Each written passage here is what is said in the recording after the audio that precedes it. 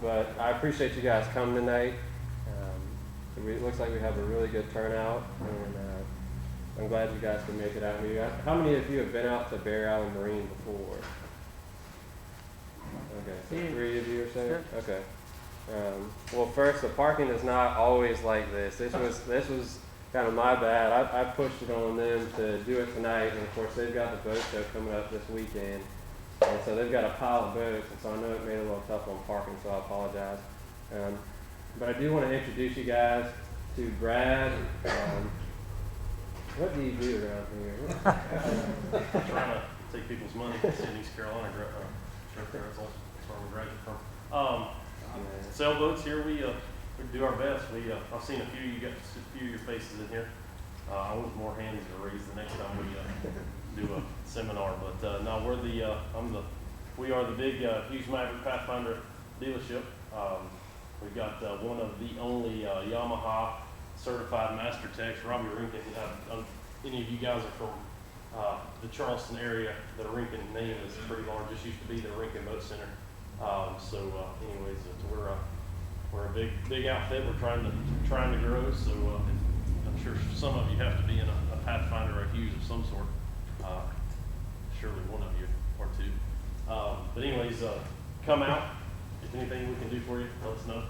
Yeah, and I really want to thank you guys for letting us do this here. I mean, up at the shop, this would be almost to our limit as far as putting the amount of people upstairs. So anyways, I just want to thank you guys for coming. Thank you for hosting us. Get a chance, Fish Mike's new 18 red fisher. He's on our team this year, so and for the next till he retires, I guess. Fishing for Maverick. So if you get a chance, sign up with him and fish a new 18 or 18 HPX. Yeah. Well, let's get started. You got it. Everybody got one? Way too many left, but that's okay. For those of you who do not know me, I'm Mike Abel, and I've got Mark Phelps with me along to help spread the word about redfish, shallow water redfish. So we'll kind of get into the basics right off the bat as far as rod and reel setup. We won't spend a whole lot of time on it. What I like to do this time of year, you can do several things to catch redfish. You can catch them on artificial, and you can catch them on bait. When you go to target these fish, like I was telling Mark earlier, you're going to want to use the best equipment for the what's a good word, like the best outfit really that you can use to benefit your success. What I'm saying is, instead of going to cut the grass with a pair of scissors, use a lawnmower. Make things easier on yourself that will help you. Probably more so this time of year too. Certain times of year there's a lot of different things you can catch, and fish might be real aggressive in warm water. The bites can be real hard. This time of year, the bite can be very light. The water's cold, like he's holding there. This is outfit I like is very small, ultralight. The light ultralight rods have so much more feel, more sensitive, and sometimes even a redfish this time of year is just a little tiny tap, and you got a nice little very sensitive rod. You're going to feel that. It may help you catch a lot more fish this time of year. Maybe in the summertime, the fish just take it and just blister off in the grass or something, but this time of year, they might eat it and it's just a real light bite, and once they hook themselves, they'll fight hard, but the bite can be real light. So that's what he's trying to say, I think, is this time of year, more than any other time of year, a nicer, more expensive, sensitive rod is going to pay off more this time of year. Yeah. The other thing, too, that we'll get into later is fishing this time of year. Your fish, these redfish have a tendency to be spooky. So it's really going to benefit you to take a rod that will cast a farther distance, and you'll gain that by doing a couple things. Doing lighter line will cast lighter jigs much farther, but also to a degree using a longer rod. Here these are actually 6'8" rods, 6'10" rods. We've got some a little bit longer rods that are 7.5 feet. When you're chasing these schools of fish and they're very spooky, you need to be casting as far as you can. I don't know how many times I'll take guys and they're making casts from like here to the door over there. Some days you'll get a bite like that, but other days you're going to have to cast a lot farther. So having the right equipment, whether it's a $500 rod or a $100 rod, as long as that outfit is matched up properly with the line, the rod, that is really going to benefit you. So just kind of want to touch on that. What I fish a lot of 10-pound braid. This is spider wire. You guys can go through the lines, pick out which one you like the best. I usually like to do anything 10 pound and under. I know that seems light for redfish, but that's where you really get that distance, is casting that 10-pound braid. And I'm sure a lot of you guys have used it in the past, so you know how well it casts. Yeah, same for me. I mean, this ultralight I have, excellent on trout in summertime or now, but I'll use it for redfish a lot this time of year, mainly because the redfish are going to not be in as much structure as they are on the flats. They'll be schooled up out of the grass so much, you'll be able to see them. They're going to run around in open water more. This has got 8-pound braid on it. Just for what Michael was saying, is I can cast this a mile. Even on this is a 8-foot, 10-inch rod, but it casts a mile with 8-pound braid. Okay, and I just had a 13-year-old catch a 12 or 13-pound fish with this last week, redfish. Did just fine with it. He had a blast. But if it's a little windier day, or in my general all around every day, 10-pound braid with a little bit bigger reel. This is a 7-foot 1-inch rod. This is kind of our standard go-to. This will handle the wind, being a little longer, a little stouter rod. Will handle the wind a little bit better. And 10-pound braid's a little stronger. This rod's got a little more backbone to it than this one. And then this is a 7.6 rod, and this is about, and keep this in perspective, this is about as heavy as I go. This is 3,000 with 15-pound braid on it, and like a 40-pound leader. You could use this. We'll talk about different types later, but I might use this with a piece of cut mullet or something on the bottom, a little circle hook and about 10 inches of line, and a 40-pound leader. This is about as heavy as I ever go, even in the summertime. So for you guys that are trying to cast these light lures we talk about, and you got 15-pound braid, you're not going to be able to cast very far. You won't cast out of this room hardly. But you take this same lure and put it on this 8-pound or 10, and you're going to double or triple your distance. And this time of year, that's huge. For example, this outfit right here, we catch big sharks and bonnetheads all summer with it, redfish. I had a guy catch a 75-pound blacktip with 15-pound braid this past summer. So something like this will handle some pretty strong fish. So you don't really need to go heavier than this at all if you're fishing on the flats or the waterway, or unless you're like fishing for sure around docks. And I use this a lot around docks if I fish them, and you still get plenty of fish out. You don't really ever need to go heavier than 10 pound, really.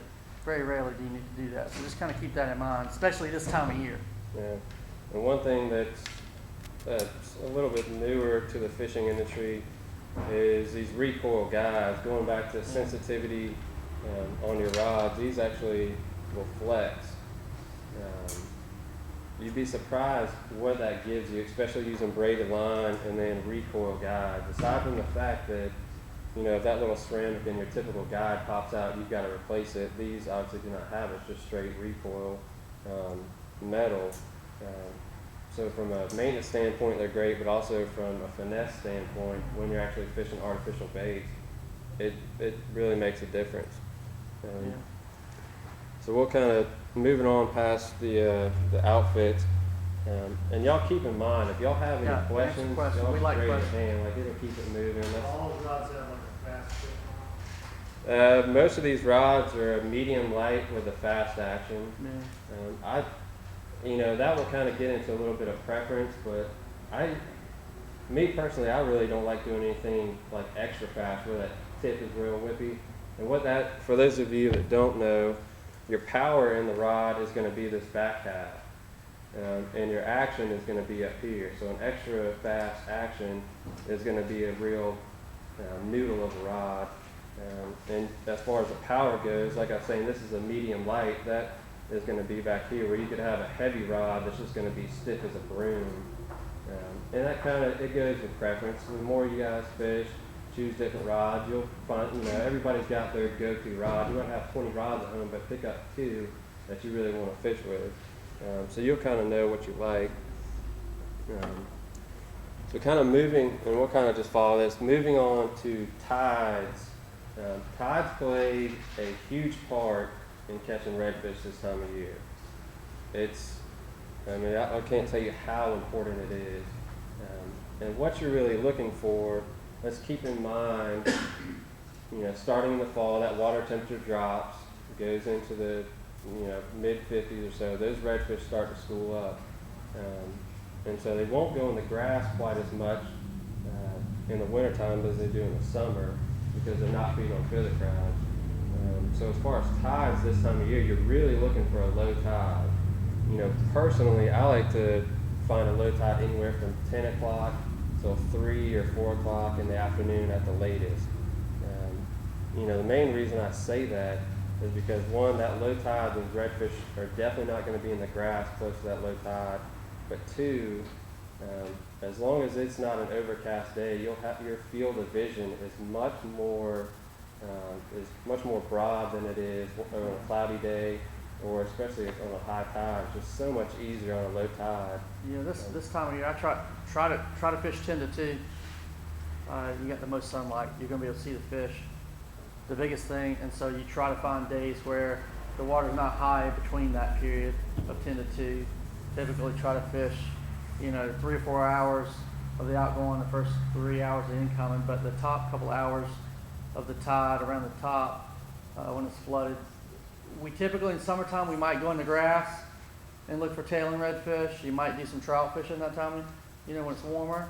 We're not doing a lot of trout fishing this time of year, or at least I'm not. And the fish are not going to be in the grass, like he said. So, I had a client want to go fishing about 3 weeks ago on a flood tide.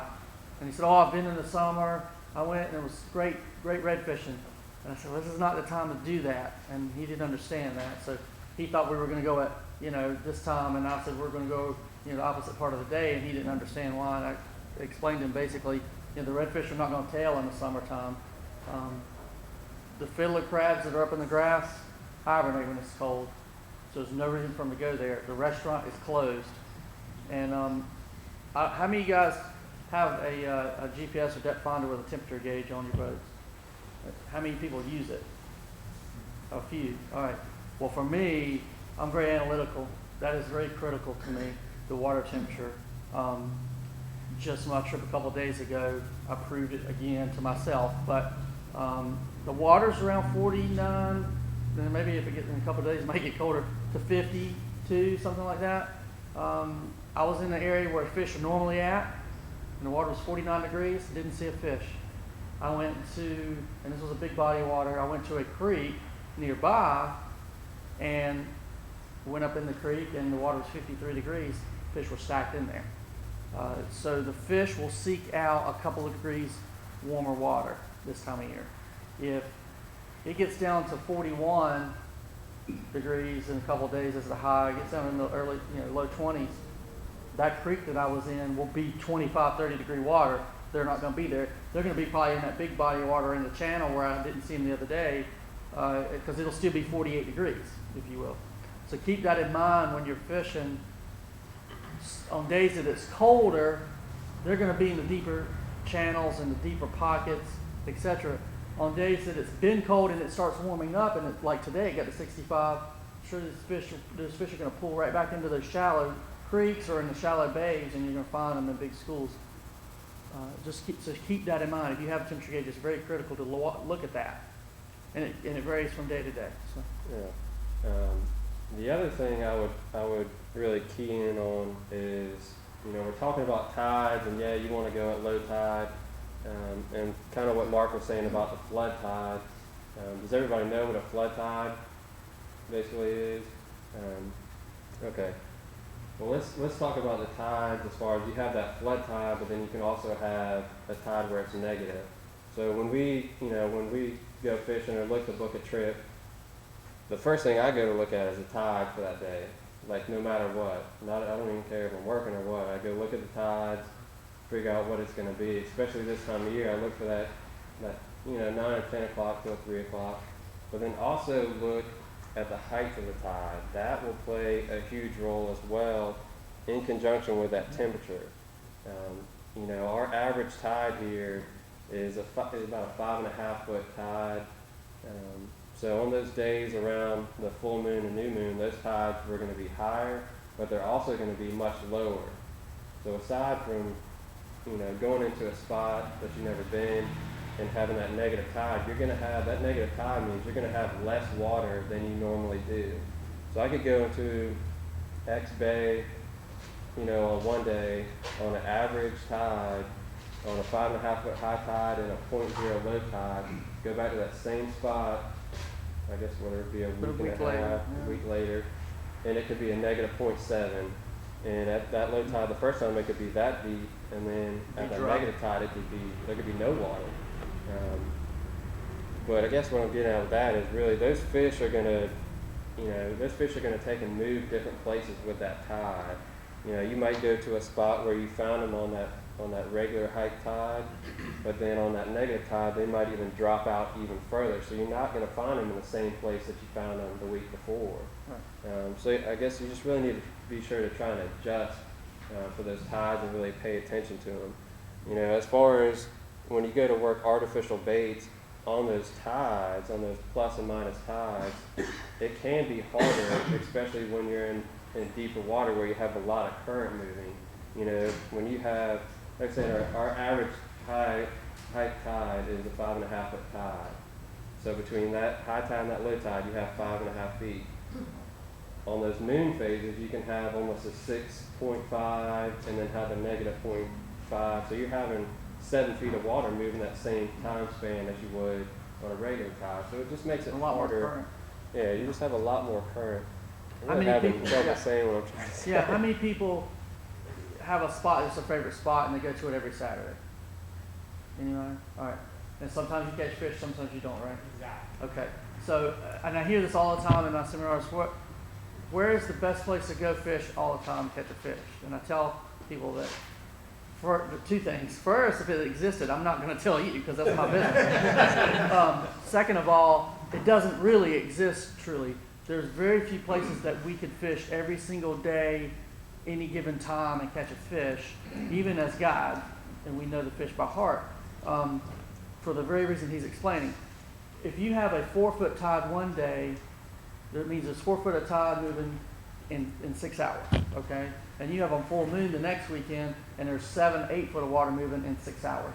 That means there's twice as much current. Well, what does that mean for you? Well, that means two things. One, like he said, the water will be way up here. It'll be too deep at one point of the day, and it'll be dry, that spot, too low at some point in the day, right? Whereas the week before, you were sitting there at low tide, and there was a foot of water, and there was 100 redfish around you. So you got to keep that in mind, as well as the amount of current is going to change what color the water is. It may make it a little dirtier because the sediment's getting stirred up a little more. And it also is going to make the current running harder, so that if you were using your favorite 1/8 ounce jig head and catching fish, now when you throw that 1/8 ounce jig head, instead of it hitting the bottom, it's just going like this in the current. It's never getting to the bottom, you're not catching the fish. So you got to keep those things in mind. Typically, I'll have places that, in general, just keep this in mind. If you have a big tide, look for places that there's not as much current, okay, in general. If you have a very small tide, you may be trying to find places that actually have some current, okay? So if you're keeping that in mind, your favorite spot at some point in the tide may be great, but bigger tides or smaller tides may not be as good for that spot. Does that make sense? And that is a big part of our fishing here. When you go to Florida, I guided down there a couple of years, you have about 12 inches of tide all day long. It may come in for 10 hours and it moves 6 inches. So if you found fish in the area, you could just stay there for 5, 6, 8 hours and catch fish a lot of times. If it stops moving, but here it's a lot more difficult. We have great fishing. Fishing is better than some places in Florida and other places in the world. We have some of the best red fishing in the country. But you have to really know what you're doing with the tides. It's very critical. So everybody. Please ask some questions. If you got questions, raise your hand.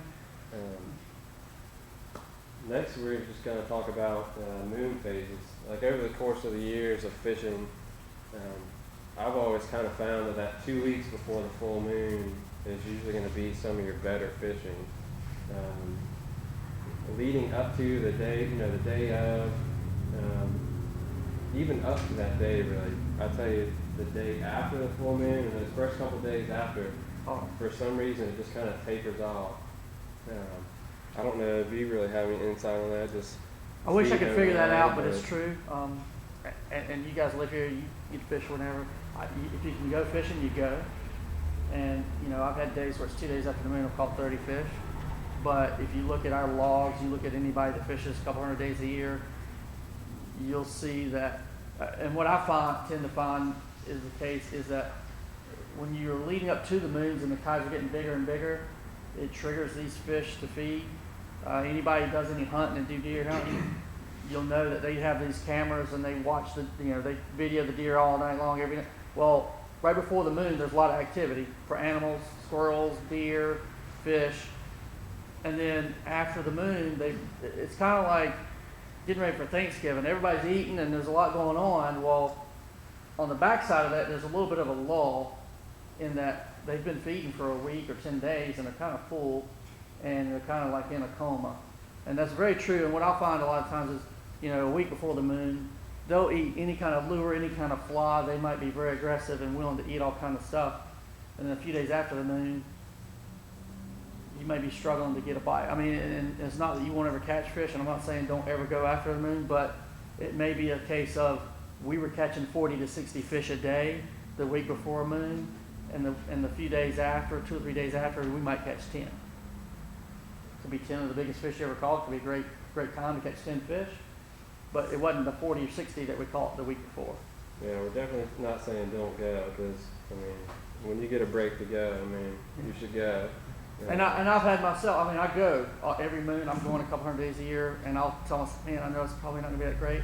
And as soon as I do that, sometimes you'll have a phenomenal day, and you just don't ever know. But in general, if I looked at my log and looked in a 30-day stretch, I can see peaks and valleys in the amount of fish that I catch. And that's all we're just trying to tell you. If you're going to tailor your trip or you're going to go and narrow it down, try to go before a moon. You see the same thing building up to a new moon a few days before? Yes. I think the most exaggerated example of this would be in the summer months on a full moon for a couple of reasons. Those are events that typically trigger spawning. A full moon in the summer, starting around June, July, August. A lot of our fish, most fish in the world, definitely in our estuary, spawn. And there's a couple of reasons why. And I originally thought I might be a marine biologist in high school, didn't, but long way around, I'm kind of in the water and being a biologist myself to figure out how to catch the fish. But studying this, basically what happens is most of our fish use a spray method, the eggs form, and the reason that they spawn right on like a full moon is because if you look at our tides, and this is very much related to our tides, the tides get very big right at a moon or after a moon, if you guys ever notice that. All right. Well, what that does is it helps the eggs get spread out. So if they spawn on a quarter moon, there wouldn't be enough current to move the eggs back into the estuary. So they pick that 7-foot, 8-foot tide, which is right on a full moon. Boom, all the eggs go out. So what happens is, and if you have a freshwater bass fish, when they're spawning, a lot of times it's hard to get a bass to eat. So same thing. In the summertime, we get that big moon. The fish are feeding like crazy. Then they spawn and then they're tired for a day or so and they don't eat, and then they eat again. So that's, I think, an exaggerated example of how a lot of times we'll go and catch 60, if it's a sea trout, we might catch 60 big sea trout, and all the big females are eating and everything is crazy. I might catch 60 in 2 hours. I could go a day after the moon in that same spot. I might be lucky to get one fish and it'll be small. That's a pretty clear example I could give you guys as how that. Does that make sense? Sure. Kind of talk about areas next. Where do most of you guys, where do most of y'all fish? Anybody fish at the Wando, Cooper? And let me see. Why are you talking about Haddrell? So what we're going to talk about, regardless whether you really go up to Cooper, you go up to Wando, you go up the Intercoastal Waterway, or down the waterway, Gonna cut. Go ahead. Trying to figure out what that is. I'll do it. All right, I'll let you talk. I'll just use this in a separate. Well, I think what we were kind of getting at, as far as areas go, whether whether you're at the Wando, fishing different bodies of water. I guess we got a bank here. And Yeah, basically, I was going to explain look at the tide. biggest simple way to understand in the wintertime is the fish are so schooled up. This is what I tell. It doesn't matter whether you fish the waterway, a bay, the Stono River, a big chunk of the harbor somewhere. What I teach people is I try to teach people how to learn how to catch their own fish and find their own fish, not me telling you where I go, kind of thing. And I think it helps you guys more. You got an area. Everybody got a place that they've caught a redfish in Charleston somewhere that they can remember where they caught one. Raise your hand, right? Okay. Now you might go back to that exact rock or that exact piece of grass, or whatever. You don't always catch one, right? Well, in the summertime, the fish will be spread out. You might catch 2 or 3 here. You might catch 2 here. You might catch a couple over here, right? Somewhere along this bank. And I mean, it may be a half a mile or a quarter mile stretch, right? 200 or 300 yards. Well, in the wintertime, all those fish might be right here. All of them. So you might fish here, not get anything. You might fish here, not get anything. You might fish here, not get anything, and say, well, I'm leaving. Well, they were all right there. You might start here tomorrow, the next week, next Saturday, and they're not here, they're over here. But what my point is if you've got an area that you've caught redfish up and down a bank in general, and in the summertime you just kind of go drift or troll or do whatever down the bank, and you catch fish spread out sporadically, all those fish are probably still there. They're all in one spot. The hardest thing in the wintertime is you can go for 400 yards and not see a fish, but when you find them, they might be 400. Yeah. Okay?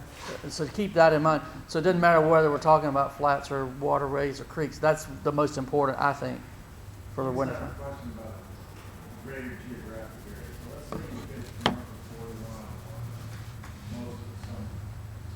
And, bait's gone, shrimp are gone, everything's gone. So is it better to move south and look down that way, or what? The There's water, no fish up in there? the bait's gone everywhere. Yeah. The bait's offshore or south or just gone. I wouldn't necessarily. There are times where that part of the river is unbelievably good at fishing. What I'll tell you is you've got some deep channels there.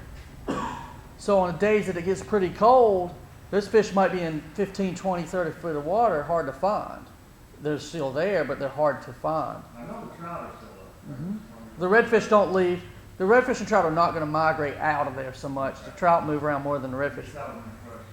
But yeah, it's more of a problem of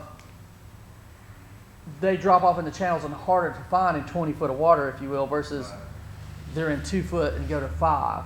That's an easier way to find a fish in 5 foot than it is 25. Just in practicality of having to cast that deep and really methodically working it. So some people tend to fish places that have a lot more shallower water in the wintertime. If nothing else, just for the visual of always being able to see the fish, it's pretty cool. But I would say no, I wouldn't say quit fishing that area. But I kind of want to back us up a little bit just to make sure everybody kind of gets an idea. We're talking about, when this water temperature starts dropping, just to talk about trout real quick, 65 degrees. When that water hits 65 degrees for trout, I'd quit working and go fishing. The same thing kind of happens to those redfish. When that temperature starts to get down towards 60, those fish will start to school up. Like Mark was saying, how they'll be spread out along that bank in the summertime. In the wintertime, they all pile together. So I just want to make sure everybody's got a kind of visual of that, of what you'll be looking for. We're going to talk a little bit more about it as far as like how to find them, other than just going out there and doing it yourself. But also keeping in mind, if we had, let's see, where's that?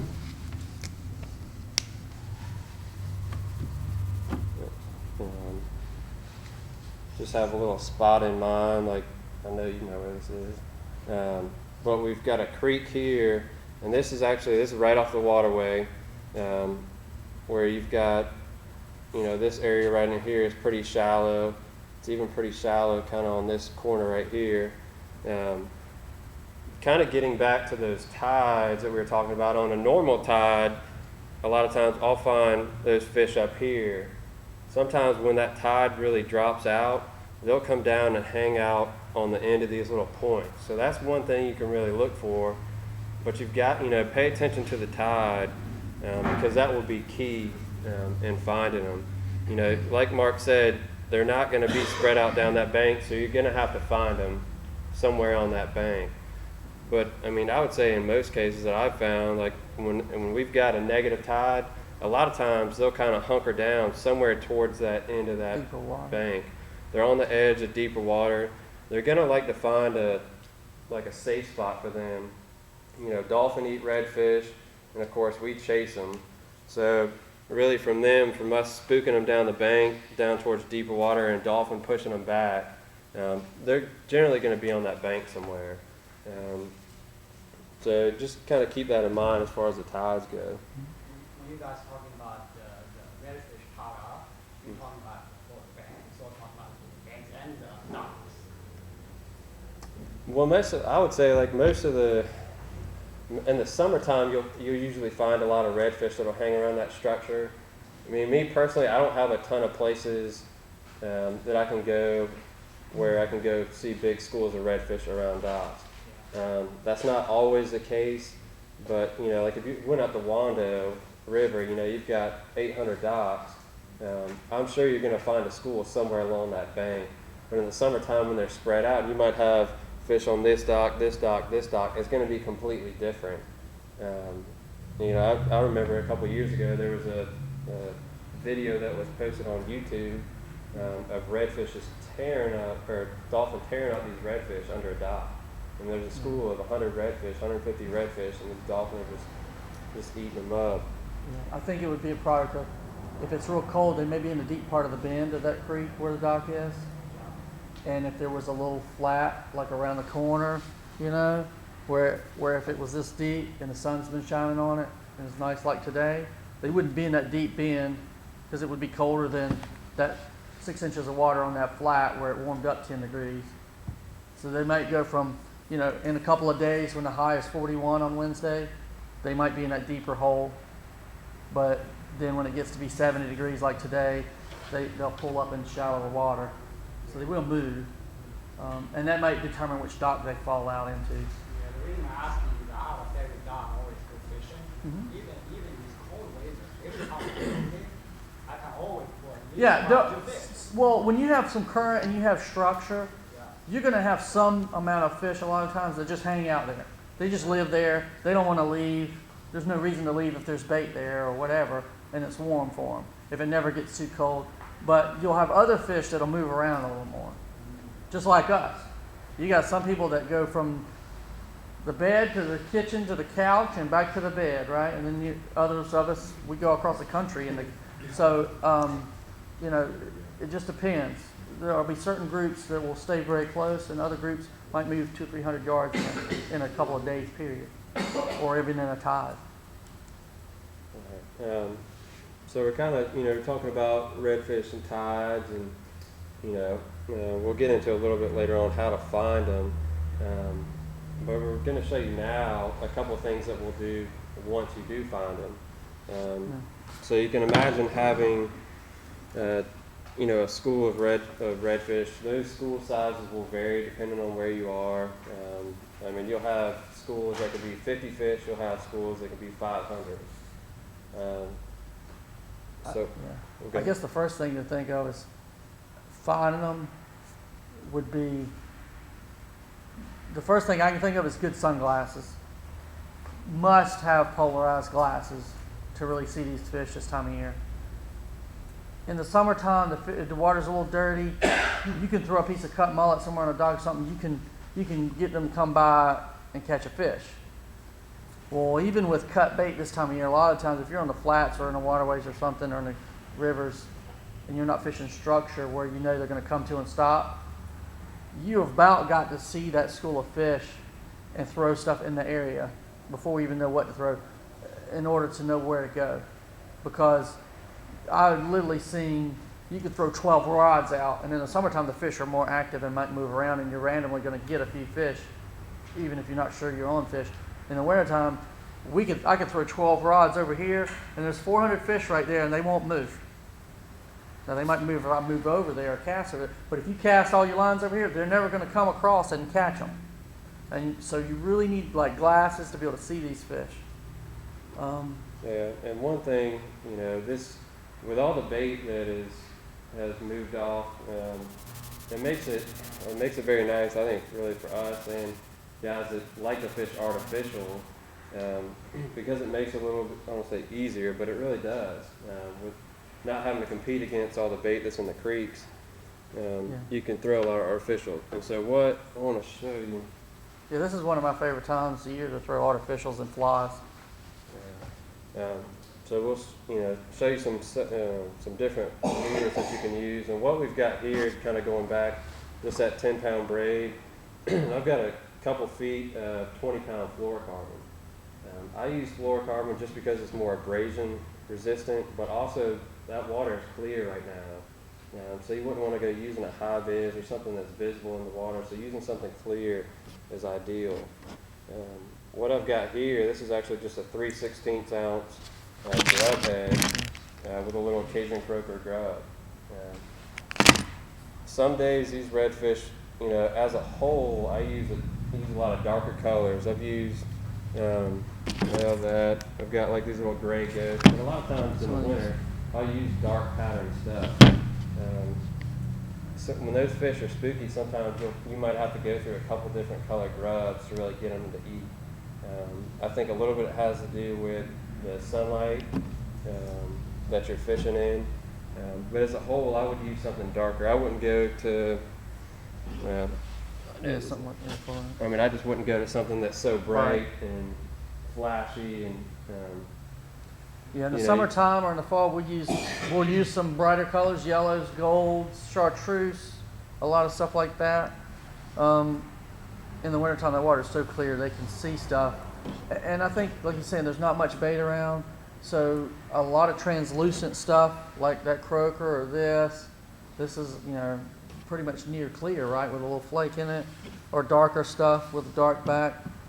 About the only thing you'll see sometimes, you'll see these fish splashing on like some little tiny glass minnows that'll hatch occasionally, or we think they're eating like little worms and leeches and stuff on the bottom. Occasionally there's a few mullet for them to eat. You might throw something like this, but clear stuff, natural stuff, or dark stuff is what we like to use. Not the bright stuff that you might use in the summer or in the fall. And so what I like using that 3/16. I think the lighter the better. You've got to think about it as in you're going down this bank looking for redfish. If one of the main reasons we don't use floats in all this time of year is because it's so much terminal tapping. You're trying to find these schools of 100 redfish, throwing everything in the kitchen sink at them is just going to take and spook that school, making it even tougher. So the lighter the presentation you can, that's why the fly, I don't know if any of you guys throw the fly, but throwing a fly like that, the weighs virtually nothing, is ideal. With a fly, you can almost plop that fly right down in that school and not spook them. You've got to, be conscious about, once you find that fish, throwing a bait directly into that school.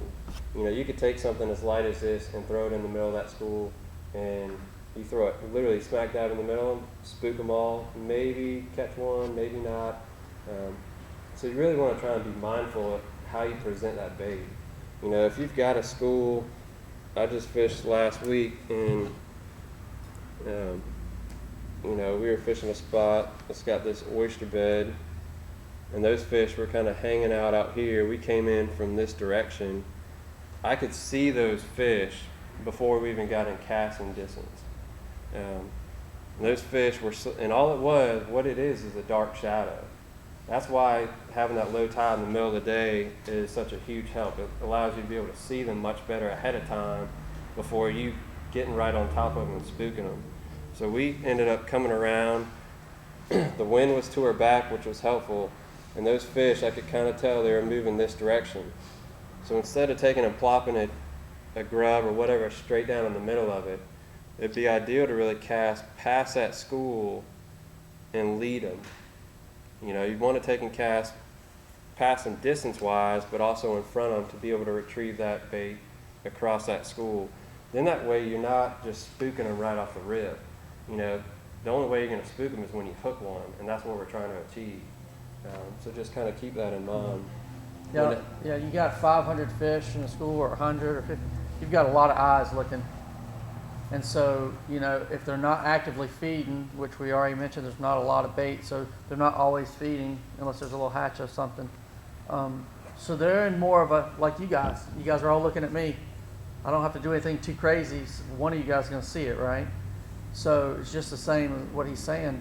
And so one of the things you can do is, if you do throw in front of a school like that, you get it out in front, don't spook them, then the fish run over it. And typically what will happen to get a reaction is, if the school is moving around and something goes scurrying away, well, that school thinks they spooked something up off the bottom that's trying to get out of the way of the group. And a natural reaction is for them to want to eat it. So they just react on any color, anything, and boom, they'll eat it. Whereas if you plop it in their head, it's kind of like if meatballs were coming out of the sky. You're not looking for that. It's a little unnormal. So, you know, you're gonna freak out. But if we had a Lazy Susan of food going in a circle, right? You just grab it as it went by, right? So you're trying to present it in a natural form. Right. And to be honest with you, even at times, and this will depend on which school of fish you go to, you never know if Mark was there before you were, or I was there, or this guy was. So you want to try and, you know, once you find that school, you really got to try to key in on their, what I like to call just their attitude. I mean, how they're reacting to what you're doing. Because you're always going to want to be able to be flexible and adjust.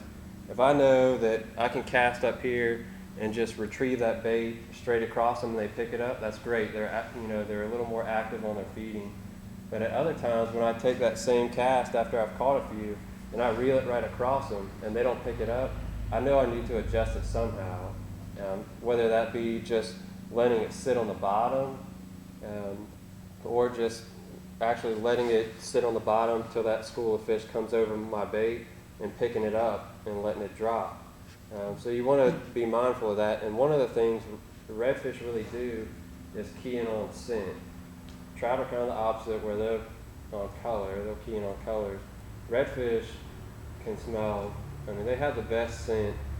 So that's why a lot of guys will use Z-Man scented stuff, bulk scent baits. You know, that little jar of gulp shrimp right there has been my favorite for the last several. I've been using that. I've gone through 2 of those tubs in the last month or so. That has been one of my absolute most favorite baits. You know, it's a little darker, light on the belly. But what we did the other day was those fish would kind of come by and we didn't even move it. It just sat there on the bottom, they'd pick it up. I was throwing, jigging it, they wouldn't touch it. Let it sit on the bottom, they just come by and pick it up. Those fish are either going to be really aggressive on it or they're going to be really sluggish, just kind of moving around along. They'll smell that gulp and pick it up. So you want to be mindful of that.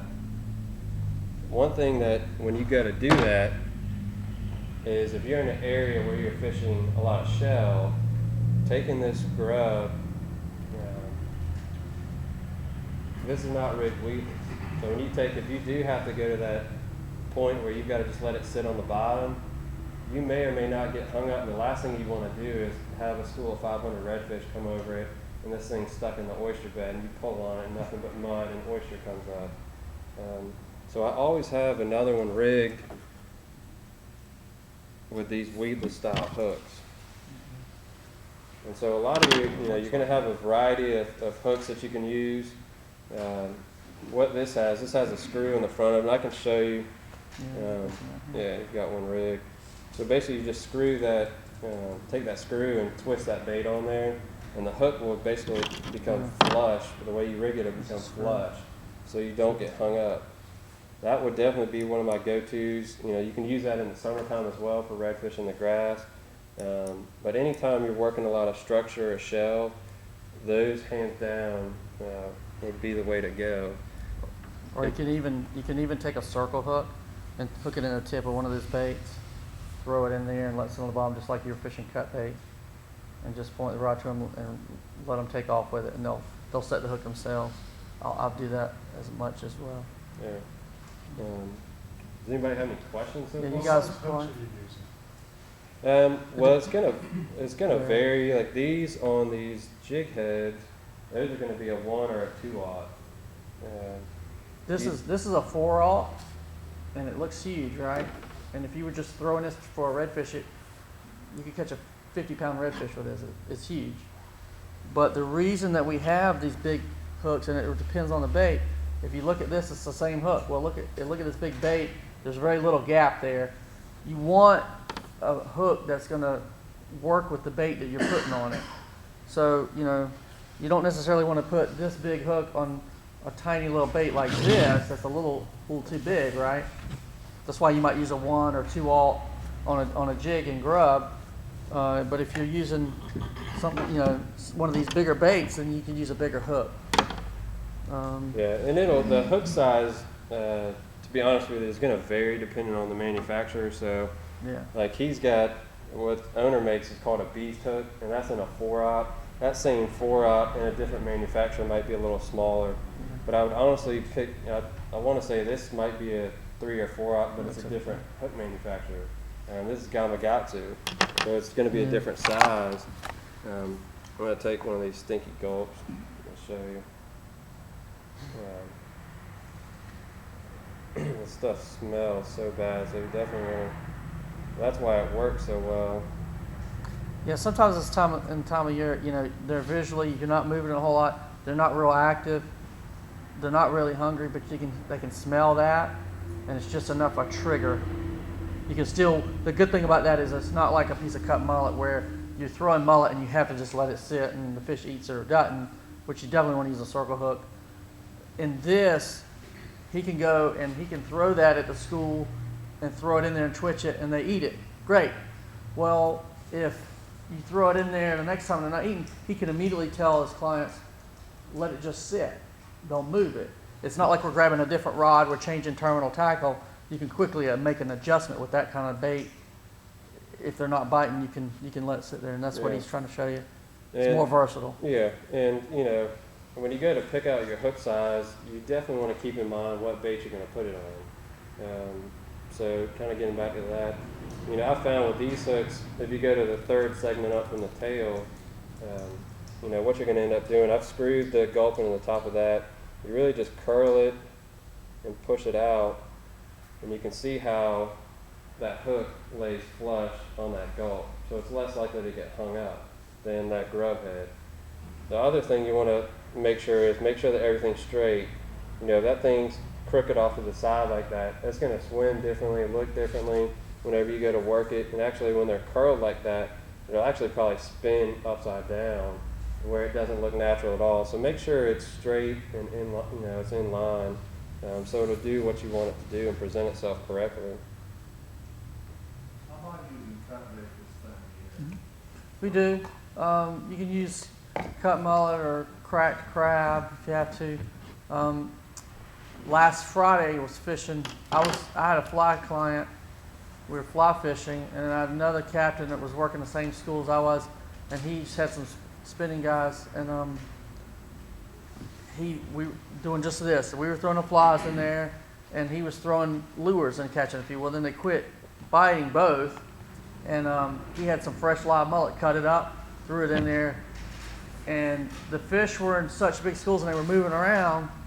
He only caught one. Now, normally, if you use cut bait and you're throwing in there and letting it sit in 500 fish, you catch quite a few. But some days it's going to work better than others. But if the fish are kind of roaming around on the surface and they're moving around in big schools pretty fast, and this will help determine whether you're going to use the smelly baits or lures. If they're moving around, from here to there, we had a big tide and everything, they weren't moving slow enough to smell anything.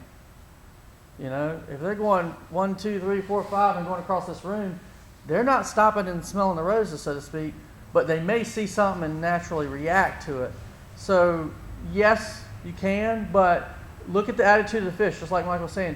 You got to see what the fish are doing to make adjustments. If the fish are moving around real fast it's going to be hard for them to move slow enough to smell and think about eating it when they're not hungry. If they're moving around, you may have to throw stuff at them in a way to kind of. Anything on the surface this time of year, you want to I mean, that's Occasionally. Yeah, I mean, that's, Typically for me, I won't do a lot of top water surface stuff until the water's like 65. I'm just curious. But I have had people. Blood Raffle or something? Well, I've had people catch redfish on these poppers, on flies, or some just right under the surface. And sometimes you can take one of these jerk baits with no weight and it's slurping right on the surface, and they'll get it. But the difference is what the day is like, and it's minute to minute, and it's one of those deals where sometimes these fish will float. Does anybody know what I'm talking about? Basically, in the wintertime, you might find fish in 3 foot of water. And if it's real cold, especially early in the morning, they're going to be down dead on the bottom, cold. They're trying to stay down in the thermocline as warm as they can, right? Well, as the day goes on, surface water is going to warm up quicker, right? So if you get a day where the water is 50, but it's 75 out, by 12 o'clock, the water on the surface might be 5 degrees warmer than 3 foot down. So now those fish are going to go from swimming on the bottom all morning to now they're right under the surface. And this is going to kind of help answer the last question you asked. If they're right on the surface and they're swimming around, you see a big school of red right on the surface.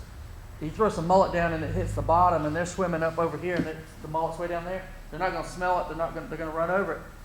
You could use some surface stuff at that point because they're already up in the water column, and it looks like something's wounded, and they suck it right in. If they're on the bottom, they're not very likely to want to come all the way to the top of the water column and eat something like they would in the spring or fall or something. Is that?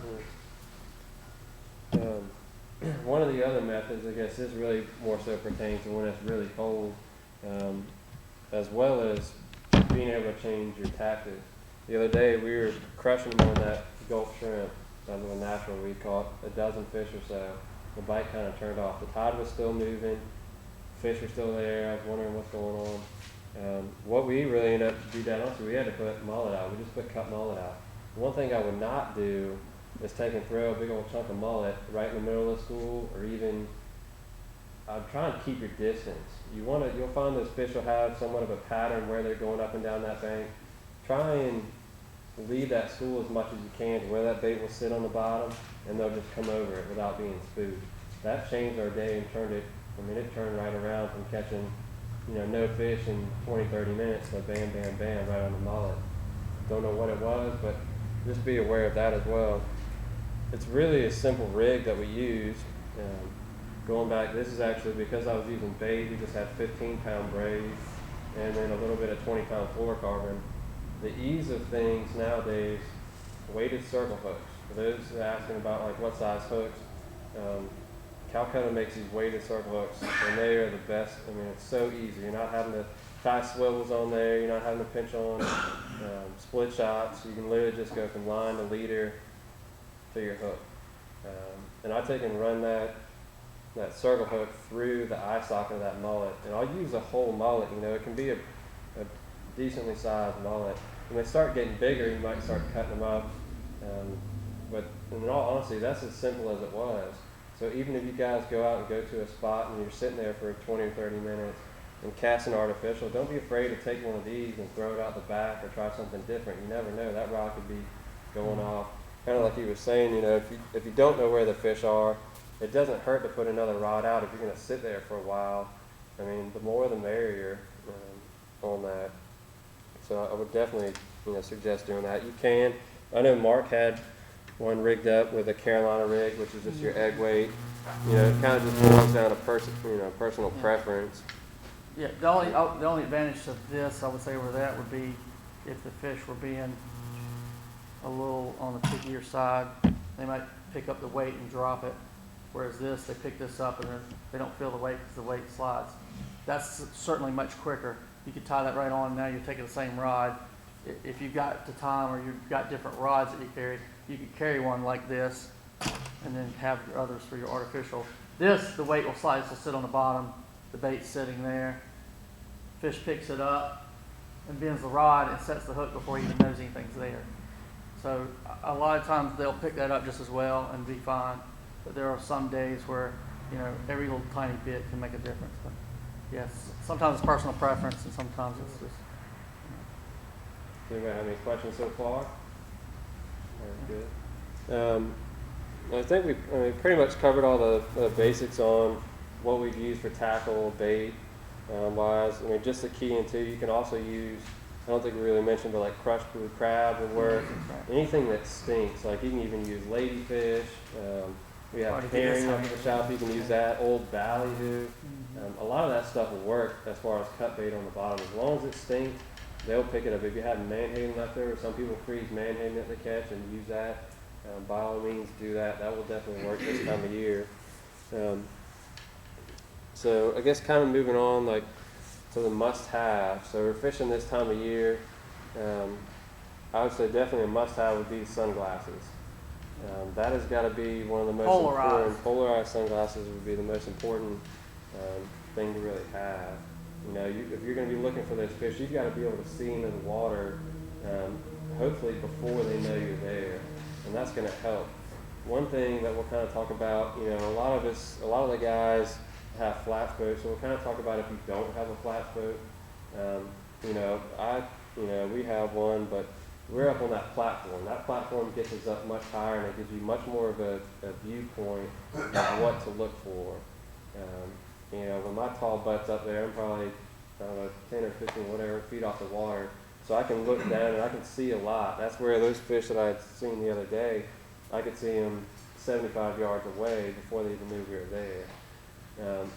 So real quick, I guess, whether you have one or not, take things like a cooler that you're comfortable standing on and stand on that. Even adding a couple feet will take and change that viewpoint in that water. Instead of standing in the cockpit, stand up on the bow.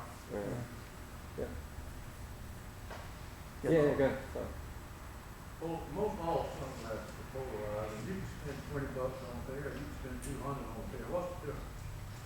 Oh goodness, that's probably I think for me, I mean, I've used a lot of different kinds, and first of all, I have people get on my boat with Pradas and rain bands and all this things and say, "Oh, I'll pay $200 for these." They're not polarized at all.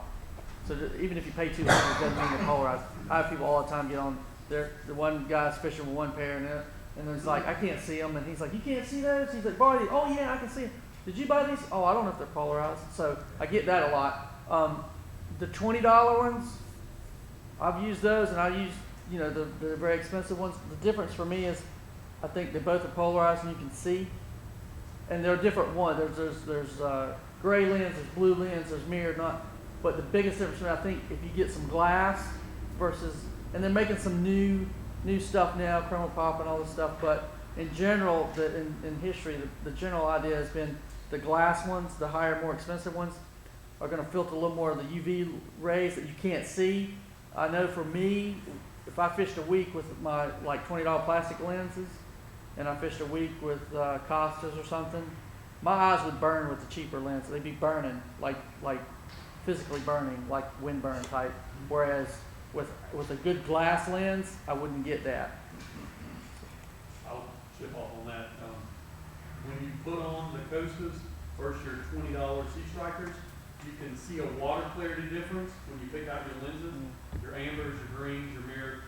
If you come by one of the shops and pick up a pair of the sea strikers and go look at, just look out towards the parking lot, and then pick up a pair of those $200 Costas and see the clarity difference that it's going to filter out your water. Versus, I mean, I've got literally guys that will come in and they're like, "I've got an amber pair, but my buddy had on a blue pair, and when I look out at the water, I can see the redfish better." And I know that $400 for 2 pairs of sunglasses is absolutely ridiculous for some people, but when you're spending $200 or 200 days that you're on the water, you can look at the water and physically see the difference between the sea strikers and the Costas. I've got a pair of both, and I know that I can see the fish better. If that makes sense. I mean, the sunglasses along with a hat is definitely a big one. You can even, some of this, Dad used to wear those Side things to keep the sun out of the side to really help you see. Yeah, if you get something to wrap around, get something that fit, they're very comfortable, so you can. Also, when you guys talk about it, see fish. Yes. I don't have my boat is not flat, so I don't ever have a chance to see the boat. Well, see the you fish. may have a chance. You know, if you've got area, you know they are. If you have a trolling motor, you may be able to troll into the area and then stop, wait for the fish to come to you, and you can see them that way. If you go into an area and you go kaplunk with an anchor really loud, you may have a hard time. I had a 20-foot Pathfinder I was running last year. Well, I had a push pole on it, 20-foot boat without a pole platform, but I had a push pole on it, and I could idle up to an area and cut the engine off real quietly and stake the boat out with the pole, tie it off, be nice and quiet. I'm right on the mud flats, and I could get the redfish to come right to me. So you can do it. It's just not as easy. You Yeah. kind of got to know where they're going to go, or where they might have been, and throw some this way and throw some rods this way and see which way they're coming from. Based on my understanding, the school of fish, normally the fish you can see, normally they are very shallow.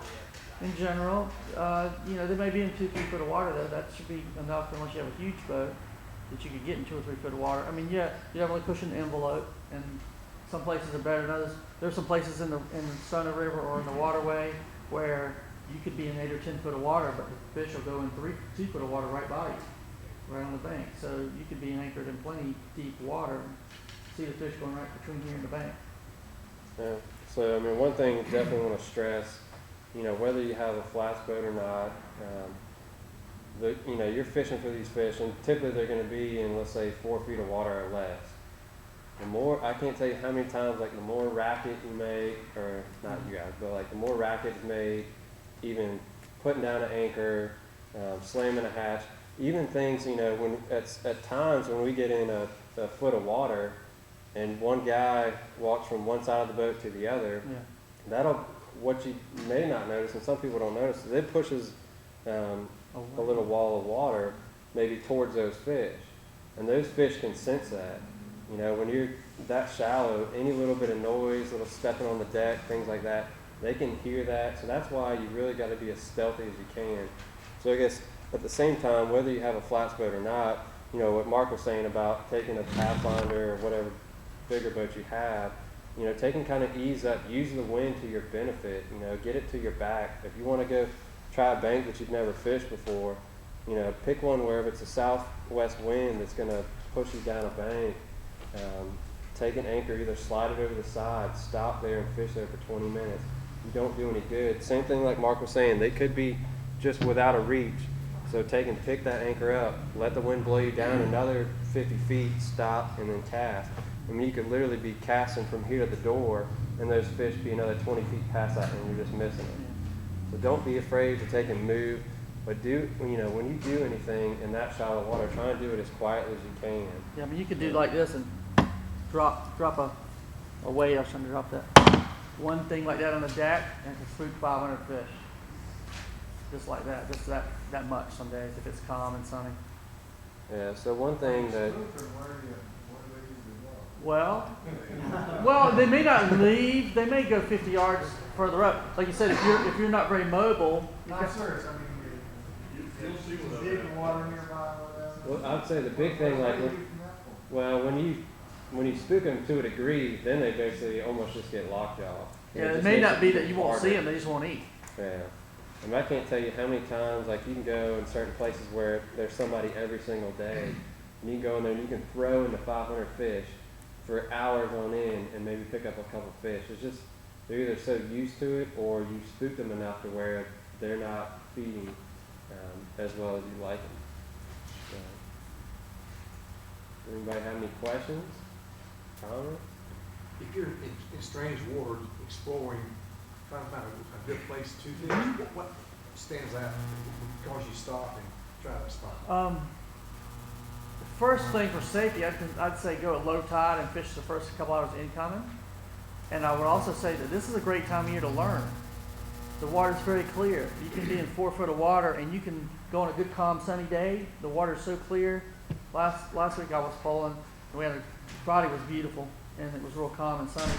And I was in 5 foot of water, and I could see the bottom, just like I was in the Keys or something. The water's beautiful right now. So now is a great time to learn. because you can see what's there, so you don't hit it, just for safety navigation purposes. If you really don't know an area, I always say go at low tide and fish a little bit on the incoming, so you can see this is dry, I'm not gonna get stuck, I can keep pushing the envelope and go shallow and learn the area. I think you're more asking where would I find a fish, but I always try to talk about that first, because if you're doing that method and you're using a good sunny day so you can see the bottom and you're fishing lower water, so you're not gonna get stuck and all that. Think about what I was talking about earlier with the temperatures. Even if you don't have a temperature gauge, you can think about in terms of if it's a cloudy, really cold day, even for us, I might be fishing 3-4 foot of water versus 6 inches of water. If it's a really warm, sunny day in the winter, the fish are going to be very shallow. They may go up a creek, and they may be in a little ditch in a creek getting warm, or they may be in the waterway on the edge of a mud flat where the water's coming up over that mud that's a foot deep now, and it's 10 degrees warmer than it is right over here. So just think about where would it warm up. Those dark mud flats get really warm with the sun on them. And I can really literally, in like 2 or 3 o'clock in the afternoon some days, if it's been cold and it gets really warm, I could literally like be in the channel and see 50 degrees and get over here and see 58, 60 degrees. Well, it's just like a jacuzzi to them, right? Where do you want to be? You want to be in the warm water. So boom, they're going to pop right up on the shallow water. So that's going to help narrow down where you might fish in general, mud flats and that kind of thing. Yeah, I agree, and just obviously do it as carefully as you can. I took a guy one day, and we did a boating. I was doing like a boating class. They had never really been in a boat, and I was kind of telling them ahead of time. We're just idling along. Said, look, if you're going into an area you don't know, you need to slow down and stuff like that.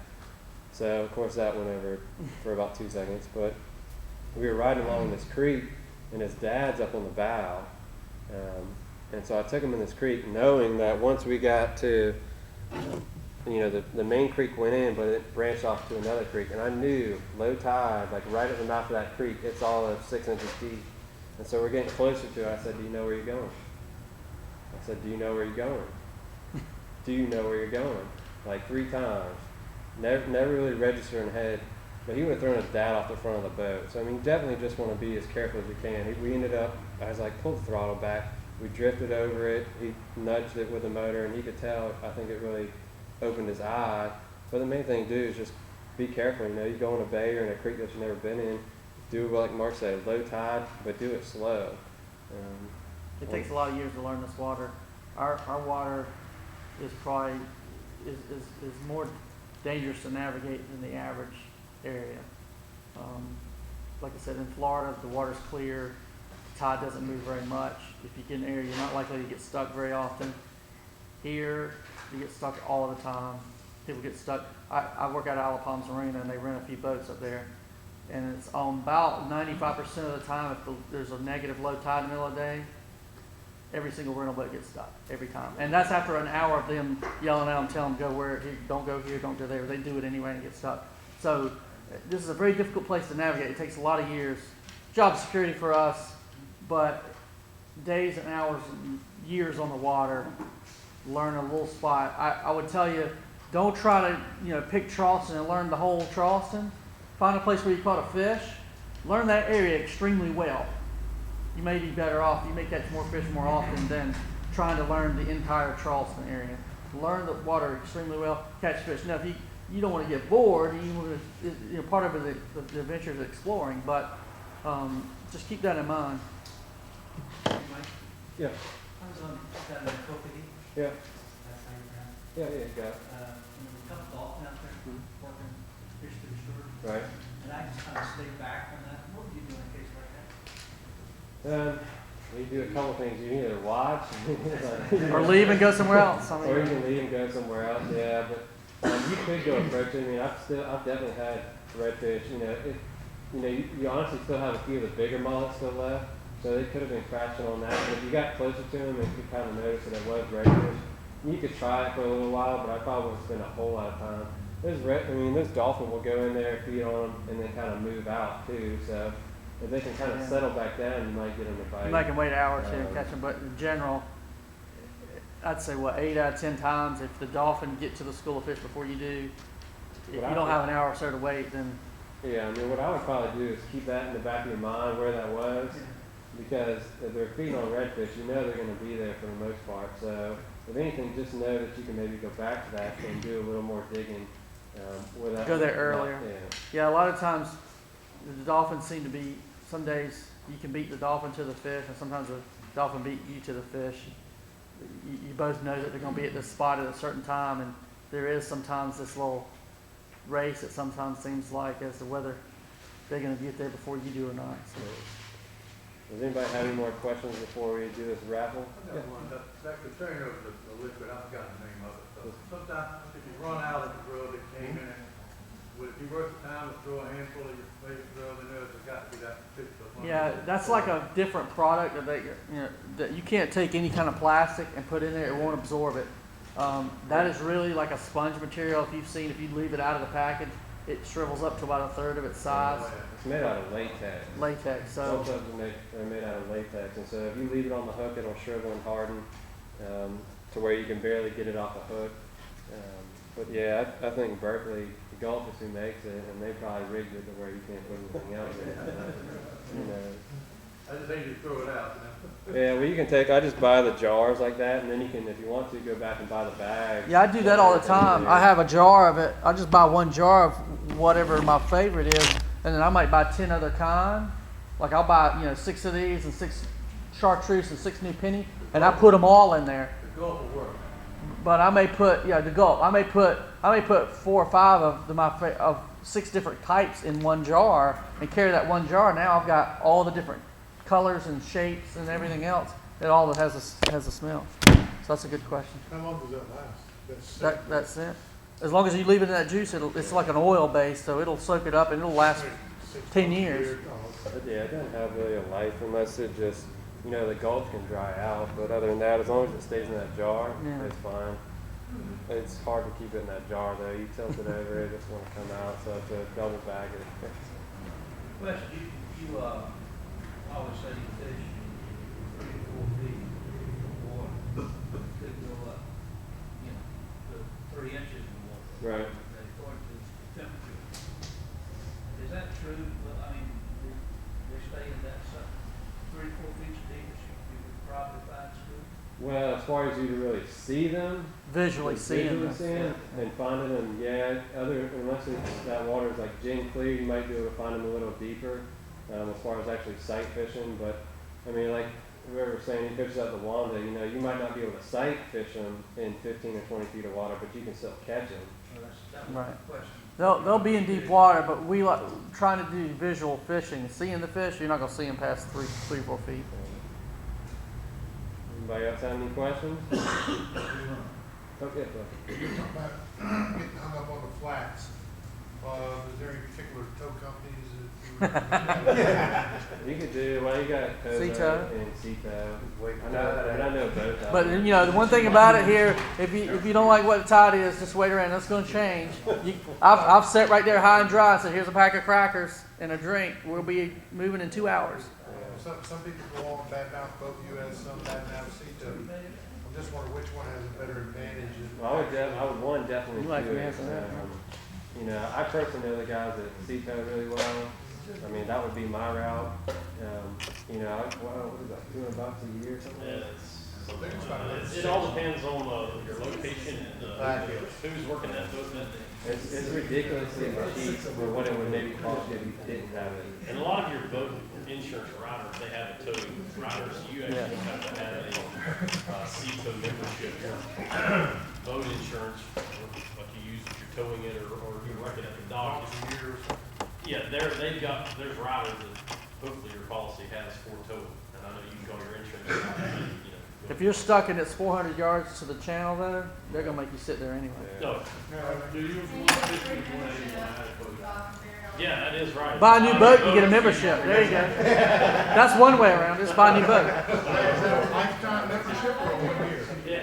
We'll talk about it. Yeah. Depends on how big a boat you buy. They can For the life of your boat, probably work that out, couldn't you? Yeah. Does anybody else have any questions? Hey guys, Give y'all some stuff? make sure you fill out the thing. Mike and I need to know how you guys found out about this, so we're gonna start doing more of them. Hopefully here in this little bigger. we'll know how to reach out to you guys and get more on, let's double this amount of people. Yeah. I always shut my depth finder off. You always, Like while you're fishing? most of the time. Because you've heard it, When I fish, I know pretty well. uh-huh. You I think it just spooks the fish? I just, yes, you don't, I leave mine on all the time, they, but I'm using it for that temperature gauge because I'm that's not all extremely I do. analytical, Yeah. and I wanna be figuring out what. I move around or something, see my temperature down, usually turn it You back can on. shut your sounder off. You can actually turn your sounder off on a GPS or your combo or whatever. You can turn it off where it's, if you put your hand on the bottom of the transducer Right, of where the you water, can't feel you the can feel pop, that that's what I tickle. do with my GPS. Mike, those guys might say anything different, but I think it's not. I think fish are skittish on something all They of a can be. sudden instead of something just constant. That constant noise is Pop, different. pop, yeah, 'cause I figure, you know, on my big boat, I got 1,000-watt transducer on that, like we were joking. If you're when I inshore put that fishing on with that. a 1,000 watts, you're probably floating. I was gonna say. You go back in the creek with the big boat, go cook the shrimp. Yeah. Pull the net out. 1 kW inshore on a flats boat, yeah, Wow, yeah. that's Well, good deal. Let's give away some stuff. What do you want to give away first? Okay. Here, you can do it. You're lucky. Free boat. Does everybody have a number? This is Does everybody got one, I guess? Alright. Oh boy, number 31. 31? Is that person leave? 31? 31? 13 or 30? Maybe I put all the numbers in the pot. Have a little, few No. extra. That was mine. We didn't bring a raffle I got ticket. the 3, anybody got one? 28? There you go. There you go. Bingo. There you go. Alright. Next. You can do it all. It's not me. Alright. Say there's probably 4 in there, you're not gonna get anybody on. How about 10? 10? 10. Yes. More? Yeah, we got quite a few. Keep drawing, I'll tell you when to stop. 35. 35.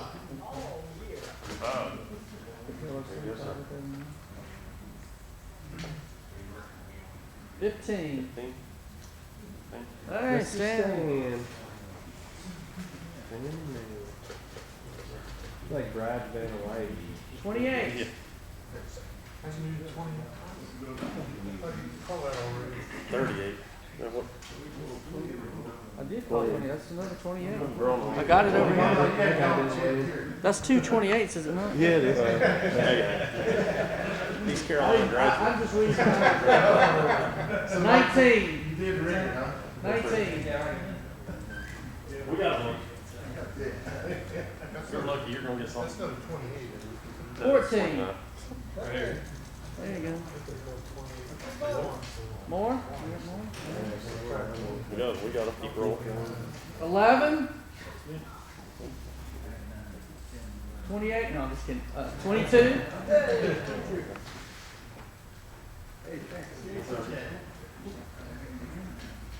And on those 21. certificates, you just gotta come back and use them. Just Like, come back, just yeah, come we on. don't have the register running, just come back, a little inconvenient, but 16. better than nothing. All right. All right, that's the last of that. Guys, I don't think you'll care, but I'm gonna give the youngest guy in the crowd. One more. Yeah, that's How much- probably how his much number did you though. pay? 18. How much did you pay? 18? All right. Yeah, thank you guys so much. That's a Haddrell's hat with a Barrier Raffle logo. That's all we got. All right. Hey, thank you guys for coming. Thanks for coming. Sorry about the parking. Next time we'll have all that squared away. Come see us at the Charleston Boat Show this weekend. Yeah. Some of those.